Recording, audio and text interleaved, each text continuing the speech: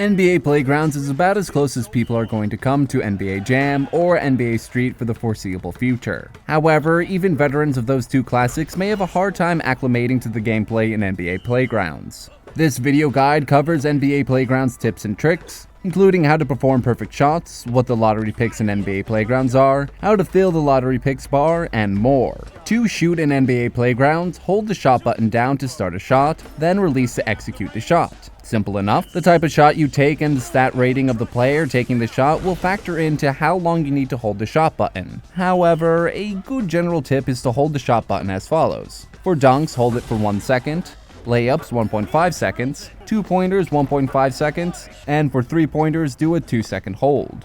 To perform a perfect shot in NBA Playgrounds, you need to release the shot at the peak of your jump. While this may sound simple and even obvious, the timing to perform a perfect shot is extremely tight. In addition, the timing changes depending on what kind of shot you're attempting, the player you're using, and where you are on the court. To put it simply, there's no uniform timing for hitting a perfect shot, and it will take some time to get perfect shots on a majority of your shots, but it can be done.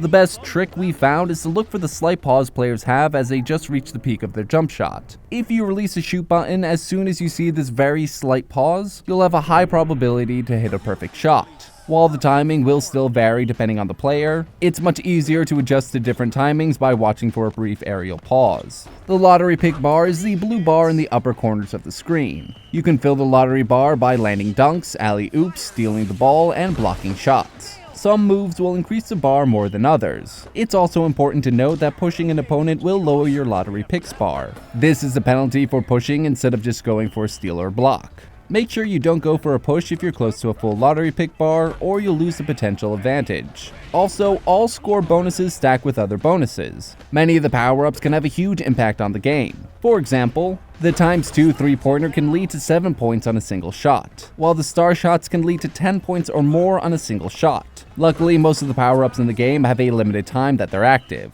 If your opponent gets a really good power-up, try to wait until your shot clock is almost at 0 before taking your shot. This runs down the opposing team's power-up timer, giving them less time to use it and potentially mount a comeback or take a big lead. Stamina is represented by a circular bar directly below your player. If it's yellow, you can do just about anything. But once it drops into the red, some of your abilities will be restricted. Anytime you sprint, push, throw elbows, perform a crossover, or dunk, your stamina bar will drain. Keep an eye on the stamina of both players on your team to make sure you have the stamina you need to perform abilities when you need them. Stealing doesn't require any stamina, and it's the best way to force a turnover. The only way to avoid getting the ball stolen from a skilled player is by performing a crossover, which depletes a lot of stamina. The higher your player's steal stat, the easier it is for them to steal the ball. Since it doesn't use any stamina, you should be going for a steal almost any time you're close to an opponent.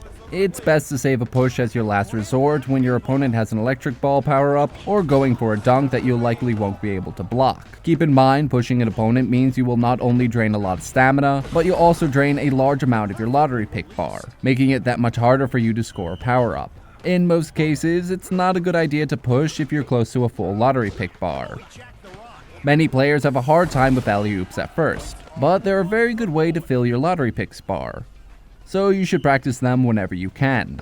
To perform an alley-oop, hold left trigger or L2 until your teammate jumps into the air. They may not jump immediately, especially if they have low stamina, they're not close to the basket, or they're closely guarded.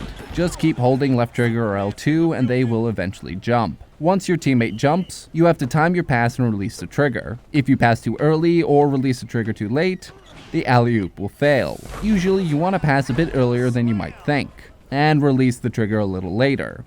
With this combination, you can increase your success rate on alley-oops and score big boosts to your lottery picks bar. And that's it for the video. If you enjoyed what you saw, be sure to like and subscribe. Check our description for more NBA Playgrounds content. Check back every weekday for another Prima 365. And for more content like this, be sure to head over to primagames.com.